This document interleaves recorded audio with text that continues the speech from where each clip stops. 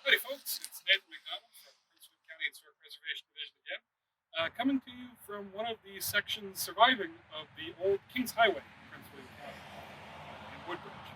There are several segments of this road stretching from the Occoquan River all the way down to Chopawamsett Swamp and the Marine Corps Base that are still surviving in various pieces in parks on the Marine Corps Base and even on private property and alongside the highways, modern highways.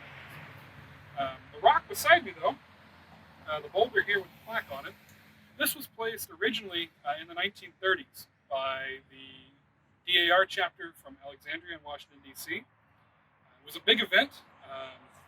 There was a whole group of folks that were interested in Revolutionary War and colonial history that largely had attracted their attention to this site by Wade Ellis, who owned the Ripon Lodge property at the time. While today we're standing at an intersection in a housing development, in the 1930s, this was part of the lodge property. It was kind of off the top of the hill and sort of wooded back over from being fields and open ground in the mid 1800s and earlier. But the plaque commemorates its use as a colonial road, but it has a much longer history. So we'll actually go take a look at the road here and talk a little bit more about how it got to be plaque worthy. What you see behind me here now, this kind of ditch-looking sort of thing, this is part of the old road trace for the Kings Highway. The highway in Prince William County crossed at the old Colchester Ferry, Colchester being a town that's practically non-existent today, barring one building. But it's going to eventually become a archaeological park in Fairfax County, where you can see some of the traces of the old town. Across the river there, and coming down along the eastern part of Prince William County, roughly followed a trace that went through what's now Occoquan Bay Wildlife Refuge, past Depot Plantation, through Veterans Park, and then down roughly to where we are right now in the vicinity of Ripon Lodge. The road followed mainly along the natural contours of the hills as much as possible, mainly owing to the fact that there really isn't a whole lot of labor put into these roads. The King's Highway owes its existence, actually, weirdly enough, to a decree of the English king, in this case Charles II. In the 1670s, Charles decided that too many of his messages, too many royal decrees, too many government communications were being lost by putting them on ships and transporting them along the Atlantic seaboard, the graveyard of the Atlantic, from North Carolina all the way down into Florida, the Caribbean. So instead, they decided they would build a highway that would link the Atlantic coast British colonies from Boston up in Massachusetts all the way down through mid-Atlantic states, through Virginia, down to the Carolinas, and then eventually down to Georgia once Georgia was created. So originally it just ran Boston to Charleston. The first section, really the only section that had a strong push to build it, was what was called the Boston Post Road, from Boston to New York City. That section is built in the 1600s. It's expanded, it's improved, it's paved with stones at different times. The next stretch goes all the way down to Philadelphia, and then the next patch from that is from Philadelphia down to Annapolis, and then back over all the way to cross down to eastern Virginia. Because the object is to link as many capitals, as many government seats as possible to ease the spread of communications. By the time of the Revolution, this is one of the few royally supported improved roads. Now, that doesn't really make it good. There's plenty of tales of Prince William County's burgesses, William Grayson, up north in Fairfax, George Washington, the Masons, having all kinds of struggles to actually get to Williamsburg and later Richmond by the King's Highway to actually attend sessions of the legislature. But the alternative is a road that's not even wide enough or not even graded enough to be used by horses or carriages at all. So from here, it stretches down through Stafford, then through Caroline County, and then King William, and then eventually down roughly along the route of 301, I believe it is, down to Richmond. So this section of it is improved again at the time of the Revolution in 1781, The combat troops, the infantry, most of the artillery, are traveling by ship from Annapolis and from Baltimore down to Yorktown for the final siege and capture at Yorktown that will help bring about the end of the Revolution.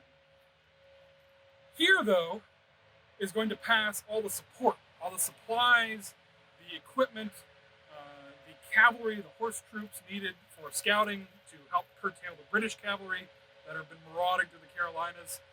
They're going to pass by land because it's just too much equipment, it's too heavy to go by ship. So passing through Prince William County in August and September of 1781, the road is not in any state to support several hundred wagons, almost upwards of 500 wagons, horses, all that equipment. Imagine driving 500 cars down a one-lane dirt road in 3 or 4 days' time. That's pretty much what they're facing here. So the Prince William County Militia, the Fairfax County Militia, Stafford County Militia, they're all called up not for combat duty, as they think at the beginning. They're given picks and shovels and horse carts and wagon or horse-pulled graders, and they're told to improve the road from Occoquan down to Chappaquiddick, which they do over several weeks, preceding the arrival of the supply trains. Henry Lee at Lee, Sylvania, the Lord Lieutenant of the county, the commander of the militia at the time, writes a report to Washington that states that it's been improved from the fords on the Occoquan Creek and from the ferry all the way down to the county. And then that really sets sort of the tone. It's only going to be a very sort of scattered work on this highway up until the 19 teens. Only shortly before Wade Ellis buys this place in 1918 is this actually added to the state highway system. It's originally Virginia Route 1, then it becomes Virginia Route 31, before finally in 1921, or 23 actually, it becomes US 1. And that ensures federal support for this highway route. That will lead to improved bridges, fords will be gotten rid of, old wooden bridges will be gotten rid of, the road will be expanded, it will be paved, and by the end of the decade, by 1930, there is a whole modern route that has replaced the old Kings Highway. So when Wade Ellis puts up that plaque, and DESE and the DAR, what they have is still a fairly intact road. It's still been used within that century, within recent memory, in fact. So it wasn't very hard to find, and it wasn't very hard to mark. Today, after almost 100 years of further development in Prince William County, the farms are all gone from the eastern end of the county. All the protections for those old road traces are gone, and most of them have been built over. Some of them by other roads. Some of the developments through this part of the county, probably the main artery trunks of some of those roads are built over top of the old Kings Highway roadbed. But here, we're fortunate enough, you can come and visit this park. It's an outdoor area to walk, fairly short loop. But you can see this old section of the roadway.